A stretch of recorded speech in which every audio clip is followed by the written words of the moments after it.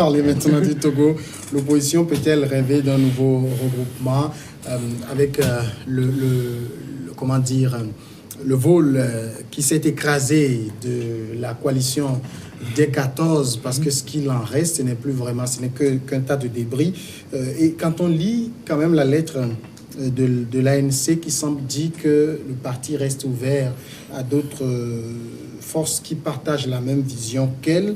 Alors aujourd'hui, est-ce que l'opposition peut encore rêver d'un regroupement? Moi, j'ai envie de demander à Dame Adjronou, est-ce qu'il faut forcément passer par les regroupements au Togo? Pas forcément, mais lorsque nous prenons un peu l'histoire du Togo et tout ce que nous avions connu, je pense qu'un regroupement pouvait aider cette opposition-là à se tirer d'affaire. Mais aujourd'hui, pour revenir donc à votre question, lorsque vous pensez que ce qui reste n'est qu'un débris, je pense qu'aujourd'hui, la coalition n'est plus là. Parce qu'aujourd'hui, se pose la question de la paternité même de la coalition. Parce que ceux qui ont appelé aujourd'hui à cette coalition ne sont plus là. Donc, carrément, la coalition n'est plus là. Parce que lors de mon dernier passage, je disais aujourd'hui, parce qu'il n'y a pas de formule qui oblige un parti politique à venir donc pondre un communiqué pour se retirer de la coalition. Donc, aujourd'hui, moi, je pense que la coalition, elle est finie. Elle n'est plus là. Mais aujourd'hui, s'il faut dire encore qu'il faut passer par une coalition, je ne pense pas que ce soit le cas. Mais toujours est-il que faire ce regroupement-là pouvait quand même peser lourd dans les échéances à venir, parce que aujourd'hui, lorsque vous prenez, parce que si l'ANC venait à se retirer, c'est un jeu que les Togolais vite fait, ils ont lu. Parce que on peut pas, l'ANC ne peut pas dire aujourd'hui que la délégation qui est allée rencontrer Faure Gnassingbé n'était pas au courant. C'est justement c'est parce que c'est une formule qu'ils ont voulu utiliser pour pouvoir encore se tirer d'affaire au niveau de la population. Malheureusement, pour eux, la population a vite fait de comprendre ce jeu-là, qui n'a pas payé. Je pense que d'ailleurs même ils sont tirés encore des balles dans les pieds, parce que c'est une formule mal choisie, qui ne convainc nullement. Je pense que l'ANC va de déboire en déboire. Parce que si aujourd'hui nous misons sur l'ANC, du moins c'est l'unique parti politique, du moins de l'opposition, radicale bien sûr, qui aujourd'hui pèse un tout petit peu dans la balance, puisque ayant fait ses preuves sur le terrain, il a eu à participer aux échéances électorales qui a donc récolté des prix. Or, par contre, lorsque nous prenons le PNP aujourd'hui n'a pas, disons, on ne peut pas peser le PNP en termes de séances électorales, parce qu'il n'a jamais participé à des séances électorales, donc on ne le compte pas. Donc tout compte fait aujourd'hui, l'ANC, je pense qu'il est en train d'aller de déboire en déboire, et cette formule-là est mal choisie et ne convainc nullement pas les Togolais. Alors, Firmin Teko, quand l'ANC quitte et dit je ne me retrouve plus dans la logique que poursuit la coalition, mais en même temps écrit je suis ouvert à d'autres forces qui partagent la même vision que moi, on se demande pourquoi il n'a pas tenté de sauver le groupe. Non, l'ANC ne pouvait pas sauver le groupe. L'ANC, vous savez, j'ai toujours dit, vous ne pourrez rien faire avec l'ANC et vous ne pourrez rien faire aujourd'hui sans l'ANC. Heureusement que ce parti est en train de quitter, ou les responsables, ceux qui tiennent la tête de ce parti, sont en train de s'exclure un peu du jeu politique. J'ai toujours dit que vous ne pourrez rien faire avec Fabre, et vous ne pourrez rien faire sans Fabre. Parce que, vous savez, la conférence nationale, je l'ai dit, elle nous a accouché des opposants populistes. Et ces opposants ont fait 30 ans sur la scène. Et nous voyons ce que ces opposants représentent aujourd'hui. Et le mal que ces opposants, entre guillemets, ont pu causer aux Togolais. Or, ces opposants venaient pour constituer une alternative crédible en face du pouvoir ou face au pouvoir. Mais 30 ans après, on s'est rendu compte que l'opposition n'a pas vraiment servi à construire ou n'a pas vraiment servi à contribuer à la tenance dans ce pays-là. Vous savez, je suis un peu peiné dans la mesure où je vois tous ceux-là qui sont morts, tous ceux-là qui ont été blessés, et d'autres encore qui sont en prison, et que la coalition se comporte de la sorte. Ça fait un peu triste et ça fait réfléchir à réfléchir dans le sens où on se demande ce qu'on peut faire aujourd'hui avec cette coalition et qu'est-ce qu'on peut attendre de cette coalition-là. Pour moi, cette coalition, la C14, a été une pagaille. excusez-moi, je parle, a été une pagaille. Et s'il y a de ces réactions-là aujourd'hui, il y a un parti aujourd'hui qui dit aujourd'hui, vous nous donnez 1 milliard, on va remplacer ce régime. Je pense que c'est... excusez-moi, mais c'est de la blague. Peut-être qu'il trouve qu'un milliard, c'est une très très grande somme. Oui, il trouve... On peut l'en excuser. On peut l'en excuser, mais vous imaginez, c'est-à-dire, vous posez une question tout à l'heure à Adam Adronou, est-ce qu'il faut nécessairement un regroupement pour pouvoir avoir la tenance dans ce pays? Moi, je dis, ma question est un peu relative. Vous savez, pour faire face à ce régime ou pour avoir la tenance dans ce pays, il faut que les Togolais réussissent juste à construire une vraie opposition, une vraie alternative crédible face au régime. Alors, Francisco, vous qui êtes peut-être un aîné, qui avez connu tous ces grands regroupements phares, Côte 1, Côte 2, jusqu'à ce qu'on en arrive aujourd'hui à... comment ils appellent ça, à la coalition D14 qui est en train de qui s'est écrasée le vendredi dernier. Qu'est-ce qui ne marche pas? Je peux dire que les regroupements étaient toujours, disons, des alliances de dupes. De dupes. Et on prend, il a commencé par la conférence où les gens étaient unis jusqu'à l'élection de la désignation du Premier ministre, où le choix s'était posé entre Kofigo et Ninevi, et où les gens ont préféré Kofigo, et je pense que c'était Gilchrist en ce temps. Ils avaient préféré Kofigo pour être Premier ministre, parce que lui, jeune avocat dans le temps, il serait facilement et peut-être maniable que Ninevi. Et je me rappelle, Ninevi est sorti, disons, pour laisser Kofigo a dit démocratie d'abord, je crois, et multipartisme après. Et chemin faisant, on a vu ce qui est arrivé avec Kofigo et à la primature, l'attaque de la primature qu'il avait pu faire plier. Parce qu'à un moment donné, il s'était senti aussi totalement abandonné, parce que tout le monde jouait, il y a des mal à récupérer. Maintenant, en 1995, on partait aux élections présidentielles, on a commencé toute la campagne, et puis l'opposition avait désigné comme premier candidat, c'était Edouard Kodjo. Edouard Kodjo faisait sa campagne bien, hein, je crois que c'était le premier opposant togolais qui avait circulé avec un hélicoptère. Il avait l'appui, hein, que ce soit je crois de l'Angola, même je crois de certaines puissances. Et c'était au septentrion, ils étaient au septentrion quand il a écouté sur RFI. Et je crois qu'on lui a dit que le code lui retire sa confiance. Et ça a été abandonné. C'était la première alternance que le Togo devait avoir. Chemin faisant, il y a eu d'autres. Hein, je peux dire l'élection qui a conduit Bob Akitani, hein, disons dans la tombe, je peux dire. Parce que moi, je serais dans la famille de Bob Akitani qu'on porterait une plainte contre l'opposition, parce que tout le monde savait que ce monsieur ne tenait plus et n'avait même pas pu tenir la campagne en tant que tel. On aurait pu choisir un autre opposant. Voilà, mais les gens ont choisi Bob Akitani parce qu'en choisissant Bob Akitani, il ne tiendrait pas, il ne tiendrait pas longtemps, et donc pour venir récupérer. Donc tous ceux qui s'étaient associés, il y a trop de calculs dans l'opposition. Oui, tous ceux qui s'étaient associés au choix, hein, sinon à l'UFC dans le temps pour soutenir Bob Akitani. Et je peux dire, quand l'élection s'est passée, puis Ford, c'était contre Ford, je crois, en 2005. Donc, quand ils sont repartis, ils ont laissé leurs militants à l'UFC. D'accord?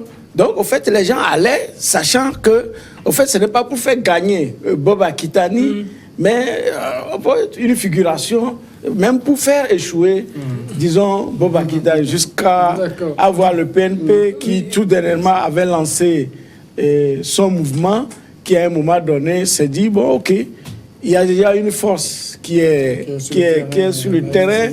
Voilà, nous avons remué les choses, réchauffé le discours. OK, allons-y. Dès que c'est arrivé dans le camp où ils se sont constitués, comme il le dit, on ne peut rien faire. sans ANC ou avec ANC, quand c'est arrivé, c'est fini. Les choses ont changé. Et voilà, jamais personne n'a dit clairement, demandons le retour, par exemple, de Tchikpi Achadam, qui devait être une des exigences. Et voilà, aujourd'hui, il dit qu'il a quitté la barque, alors que la barque l'avait déjà quitté. C'est pour dire, Adam, qu'il y a trop de calculs dans l'opposition togolaise. Oui, c'est justement ces calculs-là qui ont fait aujourd'hui. Vous allez voir le net écart qui est entre et aussi bien le PNP, qui était le meneur de la lutte, et l'ANC, qui était du moins sur le parti où on pouvait accorder une certaine cote de popularité, quand bien même le PNP avait remobilisé la rue. On a vu l'effectif qui était derrière, mais on pouvait tout de suite pas, à cause de cet effectif-là, dire que le PNP était aussi populaire. Parce que la popularité aujourd'hui en politique se mesure par le fait que vous participez dans les urnes, ce qui n'était pas le cas. Mais aujourd'hui, je pense qu'il y a trop de calculs derrière, et ces calculs-là ont fait vraiment, disons, tomber cette coalition. Ce sont des calculs politiques. Et puis le comportement même, hein, le comportement des acteurs politiques, c'est pas digne. Lorsque vous regardez un peu tout ce qui sort aujourd'hui des coulisses, on n'arrive pas à contenir. Du moins, cela évoque carrément le problème même de la gestion de cette coalition. Il se peut même que, étant donné que c'était une coalition, disons, circonstancielle, certes, mais il faudrait quand même qu'il y ait un modus vivendi qui leur permette quand même de se tenir du côté moral, que certains puissent quand même tenir de ce côté-là. Mais on constate que c'est des gens qui allaient où vous tenez des réunions, il y a eu des réunions dans les réunions, il y a eu des cas où les gens ne sont pas associés, c'est comme ça. Ça fait que il y avait eu un manque de confiance. D'ailleurs, même, c'est vrai que là-bas n'était pas ouverte donc à d'autres partis politiques de pouvoir adhérer à cette coalition, compte tenu du fait que toujours de ces calculs-là, on estimait que d'autres partis politiques venaient donc pour gâter la lutte. Or, au sein même de la coalition, ces calculs-là, et puis il y avait aussi ce côté de leadership qui se posait, parce que où les gens opposaient un certain nombre de dictats, ne permettaient pas aux gens de déblayer un certain nombre d'opinions qui puissent être prises en compte. Ça fait qu'aujourd'hui, cette coalition-là, je pense que trop de calculs ont tué cette coalition. Mais est-ce que le problème aussi, c'est pas parce que les regroupements ne sont pas idéologiques? Oui, bien évidemment. C'est des alliances où d'autres appellent panier à crabe. Il y a des alliances contre nature. Bien sûr, en politique, on a besoin d'alliances contre nature, mais quand c'est trop contre nature, ça devient beaucoup plus compliqué. Quand vous voyez, par exemple, vous voyez le parti des Togolais, vous voyez, ce sont des gens qui sont beaucoup moins populistes. Et avec ce parti-là, on vient voir l'ANC. L'ANC qui est tellement populiste. Vous voyez la CDPA, qui est un parti des cadres, où on ne fait que réfléchir, on ne s'intéresse pas au populisme et tout ça. Et quand vous voyez le PNP avec son discours, les Tchikpi qui étaient au départ méthodiques, même quand vous suivez les discours de Tchikpi Achadam, vous voyez, c'était des discours très méthodiques. Et Antoine Follier, on ne connaît même pas sa ligne idéologique, il se dit socialiste, et Olu qui aussi parle de certain socialisme. Mais quand vous mettez tout ça ensemble, vous demandez ils vont où? Parce que pour avoir le pouvoir, il faut avoir un système, une certaine idéologie. Et quand vous arrivez au pouvoir, vous mettez en place ou vous mettez en pratique cette idéologie. Vous mettez en pratique cette idéologie. Donc moi, j'ai rencontré un responsable de la C14 et il me dit, au départ, quand ils allaient en réunion, il y avait juste une ou deux réunions. Et il s'est rendu compte au fait que mais il n'y avait pas d'objectif. Le groupe n'avait pas d'objectif. Tout le monde avait son discours. Donc, c'est des gens qui n'avaient pas d'objectif. Je vais vous dire juste une chose. J'ai essayé de changer une fois avec Jean Deglé, avec Maître Agbobo, avec tous ceux-là qui ont fait 90. Et j'ai pu comprendre que de 90 ou 87 à 90, ceux qui menaient la lutte n'avaient pas d'intérêt personnel, ne mettaient pas en avant leur intérêt personnel. Eux, ils étaient jeunes, pour eux, c'était la démocratie qui importait. Et j'ai eu à discuter avec Maître Deglé qui me disait qu'au départ, quand ils étaient allés voir Eyadema, au début des années 90, Eyadema était tellement braqué au départ. Maintenant, juste après lui avoir expliqué les fondamentaux de la démocratie, pour lui expliquer comment la démocratie n'était pas là pour le faire quitter le pouvoir, mais c'est pour que tout le monde puisse trouver son compte. Eyadema a été... il s'est un peu recroquevillé et était moins braqué. Maintenant, ce qui a détruit tout leur combat, c'est quand les gens sont revenus de France. Les venus de France. Et ce sont ces venus de France avec tout ce avec toute leur pagaille entre guillemets qui se sont déroulées à la conférence nationale, qui ont accouché de cette opposition-là. Enfin, une opposition démocratique, mais une opposition beaucoup plus populiste, une opposition où des gens s'agglutinent sur leur intérêt. Regardez, avec cette histoire de réforme, si on ne pouvait pas finir depuis avec cette histoire de réforme, 2014, on pouvait régler cette histoire de réforme. Où UNI avait accepté avec les chancelleries, tout le monde était d'accord que Faure Gnassingbé quitte le pouvoir en 2020, n'est-ce pas? Mais il y avait un groupe qui a dit non, on va aller dire quoi à nos militants? Regardez ce qui s'est passé en 2015 où d'autres disent pas de réforme, pas d'élection. Et après le discours qui a suivi et ce que les gens ont fait. Regardez, au lendemain de ce que Tchikpi a lancé, au lendemain du 19 août, ce qui s'est passé, où le pouvoir a eu peur et le pouvoir a envoyé un avant-projet de loi. Regardez ce qui s'est passé lors des dialogues, où vous allez avec le retour à la Constitution de 92, on vous dit, mais ça ne s'est jamais opéré dans aucun pays au monde. Proposer quelque chose, où après le pouvoir dit, bon, on peut faire ceci, cela, les gens disent non. Vous voyez qu'il y a des gens qui sont dans cette coalition-là, ou qui sont dans l'opposition, qui ont toujours un agenda caché derrière. C'est pour cela que dans les coalitions, il y a réunion, dans réunion et dans réunion. Donc je peux dire que l'opposition togolaise, moi j'ai toujours dit, même si on n'est pas d'accord avec moi, cette opposition-là n'est pas là pour conquérir le pouvoir. Cette opposition-là n'est pas là pour constituer une alternative crédible face au pouvoir. Cette opposition est là pour contribuer plutôt à l'enracinement du système qui est en place. Alors, Francisco, est-ce que dans ces conditions, il faut encore envisager de nouveaux regroupements? Non, avec l'expérience du Togo, j'ai essayé de faire un peu l'historique. Je ne trouve pas fondamentalement qu'il faut des regroupements de l'opposition. S'il faut le faire, par exemple, ce qui s'était passé au lendemain du 19 août, comme d'habitude ce qui se passait, c'était des regroupements circonstanciels. Donc normalement, lorsqu'on fait un regroupement, on s'assied, il y a des bases qu'on doit définir, des règlements intérieurs et autres. Ça n'a jamais été fait. Donc je crois que c'est la fin, là, quand ils ont fait leur réunion avant l'éclatement, qu'ils ont dit que bon, vraiment, ils vont s'organiser ici et là. Et bon, ça devait se faire, n'est-ce pas, et en amont. Est-ce que c'est leur faute? Parce que vous rappelez le 20 août 2017, quand il y a eu le grand frère au secours et qu'ils se sont mis ensemble, bon, il fallait se débrouiller pour faire partie du chef de l'État. Après, on pouvait réfléchir à d'autres choses. Non, il fallait mettre en place des sujets connaissants, puisque c'est ce que je dis, que nous ne lisons pas les connaissances partagées de nos opposants. C'est-à-dire, en principe, ailleurs, il y avait par exemple Kofi Amian qui était venu faire un temps, mais quand il est parti, en un rien de temps, il a sorti un livre qui permet aux gens d'aller chercher, d'aller voir les référentiels, qu'est-ce qui n'a pas marché, et puis qu'on peut aussi critiquer. C'est-à-dire que l'œuvre, quand elle est publique, on peut aussi aller prendre, lire et critiquer, voir et ce qu'il a dit, est-ce que c'est vrai ou c'est faux, qu'est-ce qui n'a pas marché, qu'est-ce qui a marché. Maintenant, quand nous prenons tous nos opposants professionnels, je dis souvent qu'Ofigo, lui, il est parti rester dans les poèmes. Or, tout le monde dit qu'il y a une forte responsabilité de l'échec de la transition sur son épaule. On ne sait même pas ce qui s'est passé. Nos enfants n'auront jamais, lui-même ses enfants, ses petits-fils, n'auront jamais l'histoire de ce pays. Non. Ils n'ont pas ça. C'est-à-dire que parce qu'ils ne sont pas sincères avec eux par rapport au travail qu'ils ont fait. Du coup, lorsque vous publiez, vous êtes sujet à critique, donc tout le monde peut prendre et maintenant vous répondre même publiquement, c'est que c'est écrit.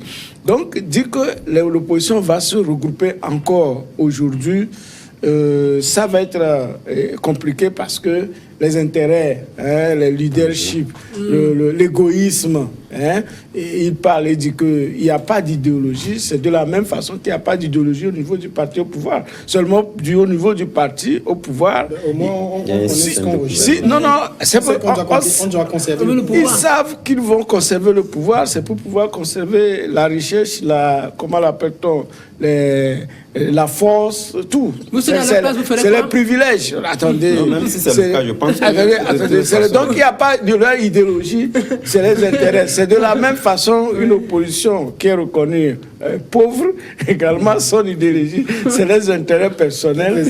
Donc, mais cela ne dit pas que, au fait, la lutte pour l'alternance est vouée à l'échec. Je l'ai toujours dit que la Providence le fera.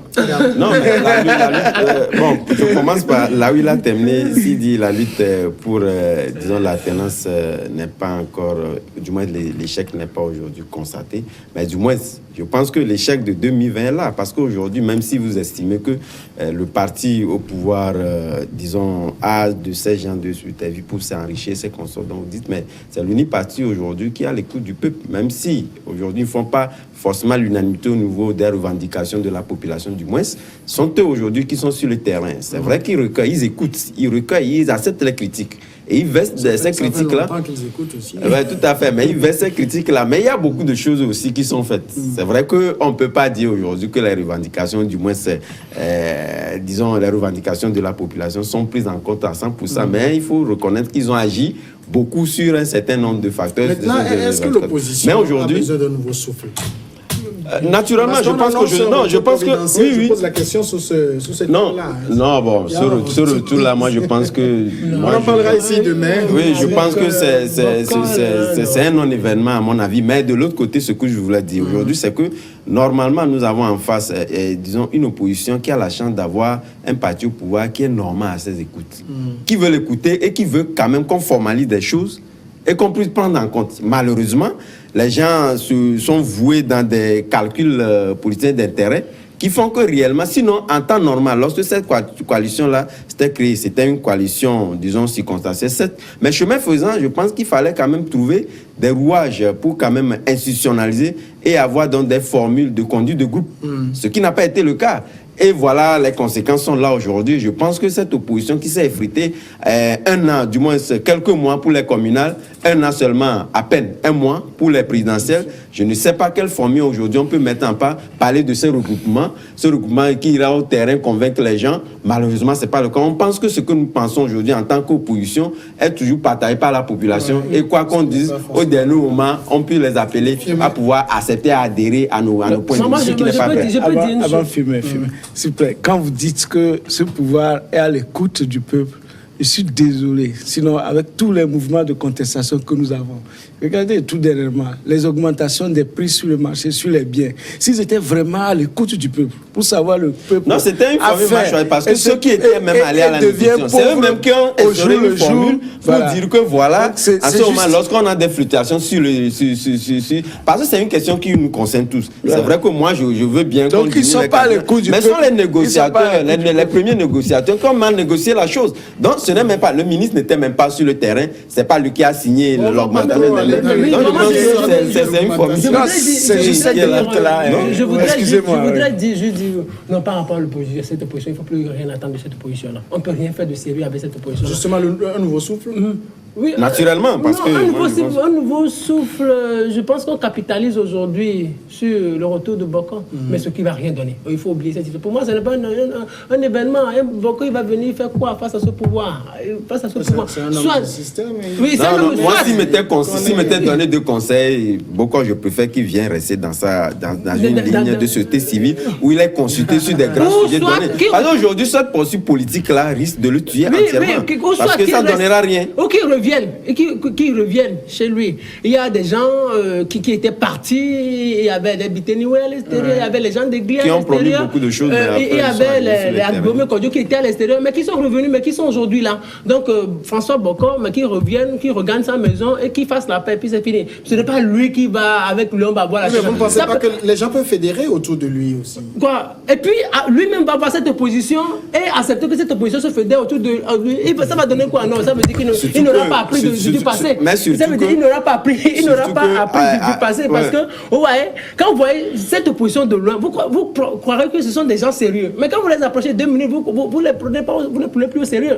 Parce qu'ils ont prouvé qu'ils ne sont pas sérieux politiquement.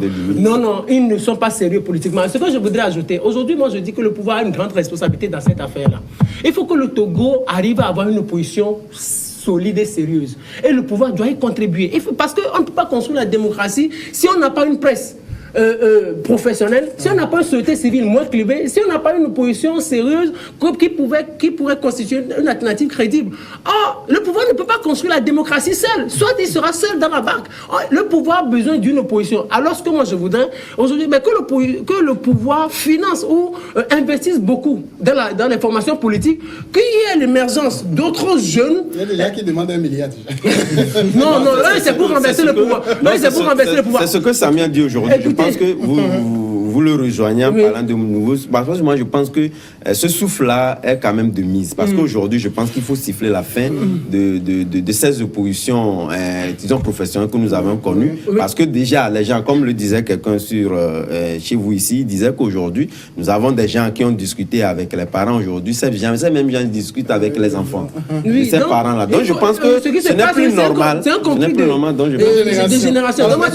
Je voudrais aussi l'autre chose. Il faut que l'État investisse beaucoup dans l'émergence d'une nouvelle classe d'opposition. Et l'autre chose aussi, l'UFC aujourd'hui, même si elle s'entre-déchire, il faut qu'elle contribue, que J-Chris arrive pendant les 5 années à venir à contribuer à construire une nouvelle opposition, alors, surtout avec les jeunes. Francis, on va terminer par vous. S'il y a ce qu'on appelle l'usure du pouvoir, est-ce qu'il n'y a pas une usure de l'opposition?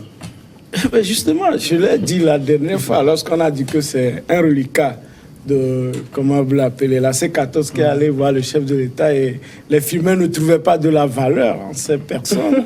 Et j'ai bien dit, c'est tel pouvoir, telle opposition. Donc les deux sont en phase.